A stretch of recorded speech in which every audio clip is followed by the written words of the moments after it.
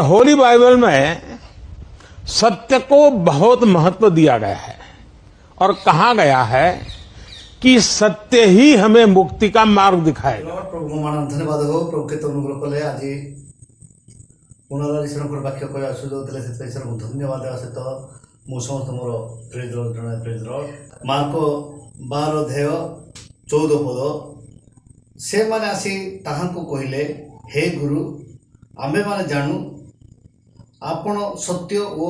कहार की भय करती नहीं कारण आपण मनुष्यर मुखापेक्षा करती नहीं मात्र सत्य रूपे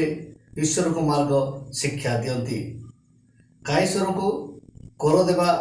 विधि संगत कि ना आमे माने किंतु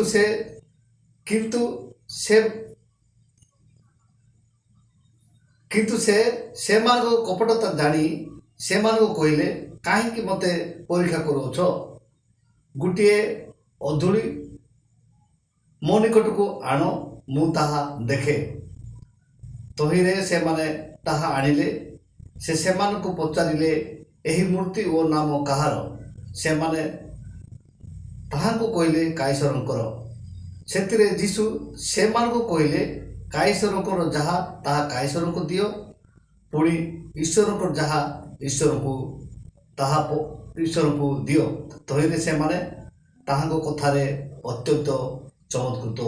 हेले प्रभु पढ़ते वाक्य पर आम समस्त को आशीर्वाद करतु आम ये देखलु जे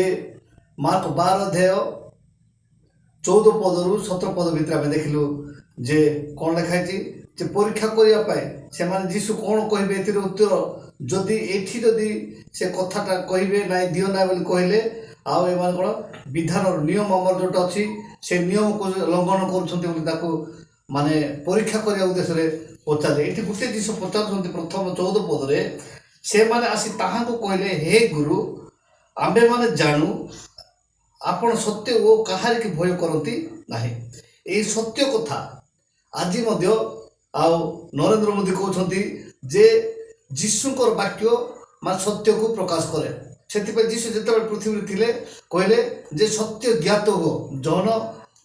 8:32 लिखाई जे सत्य ज्ञात हो से सत्य तुम को मुक्त करियो सेटा आज प्रधानमंत्री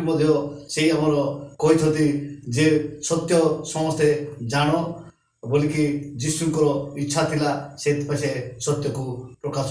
करुले आज ये अल्प शिक्षा उपरे प्रभु आम समस्त को आशीर्वाद करतु रही समस्त मोर प्रेज लॉर्ड।